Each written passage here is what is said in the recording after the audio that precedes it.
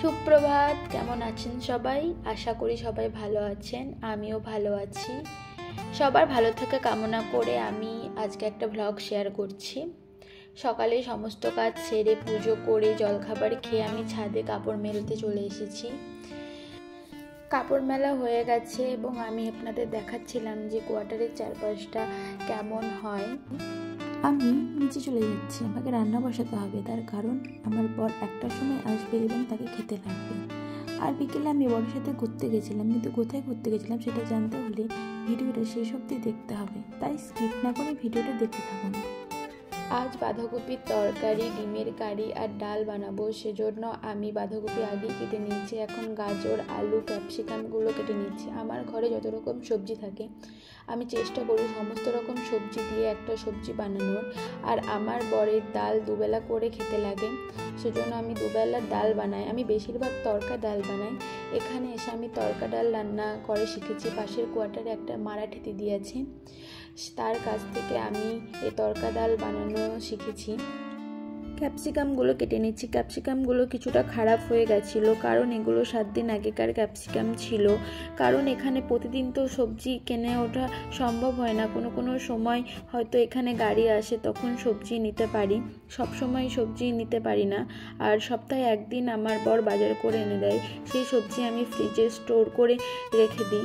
এখন খারাপ অংশগুলো বাদ দিয়ে আমি ভালো অংশগুলো নিয়ে নিচ্ছি। দেখুন, আমি সবজি কেটে নিয়েছি। গাজর, আলু, ক্যাপসিকাম, বাঁধাকপি আমার কাটা হয়ে গেছে এবং আমি রান্না বসিয়ে দিয়েছি। ওপরে লবণ ছড়িয়ে দিচ্ছিলাম কড়াইয়ের মধ্যে। সমস্ত কিছু তো ক্যাপচার করা সম্ভব হয় না আমার পক্ষে, কারণ আমার কাছে স্ট্যান্ড নেই। আমি হয়তো কোনো জায়গায় সেট করে সেইখানে ক্যামেরাটা রাখি। কি বলুন তো, আমি রান্না করতে অতটা পারি না, আমি পারদর্শী নই রান্নাতে বলতে গেলে। আমি এখানে এসে যেটুকুই হোক করি, খারাপ হোক ভালো হোক, আমার বর সে রান্না খেয়ে নেয়, সে কিছুই বলে না। সে বলে তুমি ভালোবেসে যা রান্না করেছো সেই রান্নাটাই আমার কাছে অমৃতর মতো। হয়তো কোনো দিন নুন বেশি হয়ে যায়, কোনো দিন লঙ্কা বেশি হয়ে যায়, কি করব, চেষ্টা করি ভালোভাবে রান্না করার। ওইদিকে আমি রান্না বসিয়ে দিয়ে এসে এদিকে আদা, রসুন, পেঁয়াজ কেটে নিয়েছিলাম ডিমের তরকারির জন্য, এবং আমি নোংরাগুলো একটা কৌটোর মধ্যে রেখে দিচ্ছি। এদিকে আমি ডিমটাও সেদ্ধ করে নিয়েছিলাম এবং সেগুলো আমি ছাড়িয়ে সসপ্যানের মধ্যে রাখছি। এই সসপ্যানটা আমার শুধু ডিম সেদ্ধ করার জন্যই আমি রেখেছি। এই সসপ্যানটা আমি কোনো কাজে ব্যবহার করি না, তার কারণ আমার বর সকালে ডিম সেদ্ধ খায় বেশিরভাগই সময়। সব সময় তো ডিম সেদ্ধ করে সেই বাটিটা মাজা আমার পক্ষে সম্ভব হয়ে ওঠে না, আর এত ছোট সিঙ্কের মধ্যে আমি বাসন মাজতে খুবই আমার কষ্ট লাগে। সেজন্য আমি একটা সসপ্যান নিয়ে এসেছি, সেটা আমি ডিম সেদ্ধই করি, শুধু ডিম সেদ্ধ করে ধুয়ে রেখে দিই। ডিমগুলো ছাড়ানো হয়ে গেছে, আমি সেগুলো ধুয়ে বাটির মধ্যে রেখে দিলাম। এদিকে আমি কড়াই বসিয়ে দিলাম, কড়াইয়ের মধ্যে তেল দিলাম, তেলের মধ্যে আমি হলুদ দিলাম, তার কারণ আমার তেল খুব ছিটে, সেজন্য আমি তেলের মধ্যে একটু হলুদ দিয়ে রান্না করি। আর আগেই আমি একটা প্যানের মধ্যে, তড়কা প্যানের মধ্যে ডিমগুলো ভেজে তুলে রেখে দিয়েছিলাম। তারপর আস্তে আস্তে ডিম কষা করতে যেসব জিনিস দিতে হয় সেগুলো দিয়ে দিলাম, কারণ আমার থেকে আপনারা হয়তো ভালো ডিম কষা বানাতে পারেন, আমি হয়তো অতটাও ভালো পারি না, কারণ আমি তো রান্না খুব একটা পারি না। সেজন্য তাও আস্তে আস্তে জিরা, ধনে, কালো জিরে, পাঁচফোড়ন, সমস্ত রকম যেগুলো আমার কাছে গোটা মশলা ছিল সেগুলো আমি দিয়ে দিলাম। আর আচারের বোতলটা কাচের ছিল তো, সেজন্য আমি ভেতর দিকে রেখে দিলাম, যদি পড়ে যায় তাহলে বিপদ ঘটে যাবে। ওইদিকে আমি রান্না বসিয়ে দিয়েছি, আর এদিকে আমি সেই ফাঁকে আদা আর রসুনটা পেস্ট বানাচ্ছি।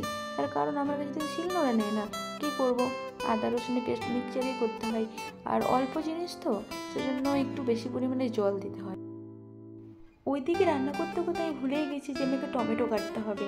কি বললাম তো, রান্না করতে করতে না আমি একটু অন্যমনস্ক হয়ে যাই, হয়তো একা থাকি তো, তখন হয়তো মা বাবার কথা মনে পড়ে যায়, সবার কথা মনে পড়ে যায়, এত দূরে থাকি বাড়ি থেকে, স্বাভাবিক মনে তো পড়বেই, তাই না? সেজন্য দিয়ে আবার তাড়াতাড়ি করে আমি টমেটোগুলো কেটে নিলাম। ভাগ্যিস রান্নাটা কমপ্লিট হয়নি, ডিম দিয়ে দিলে তারপর টমেটো দিলে রান্নার আর কোনো স্বাদই থাকতো না। চলুন আস্তে আস্তে রান্নাটা আমি কমপ্লিট করি।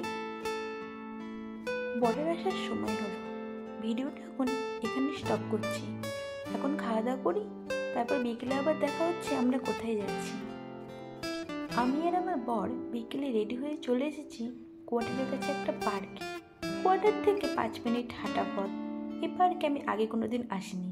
আজকে সৌভাগ্যবশত আমার বরের বিকেলটা ছুটি ছিল, কোনোদিন ছুটি থাকে না। সেজন্য সে আমাকে বললো, চলো তোমাকে একটা নতুন জায়গা থেকে ঘুরিয়ে নিয়ে আসি।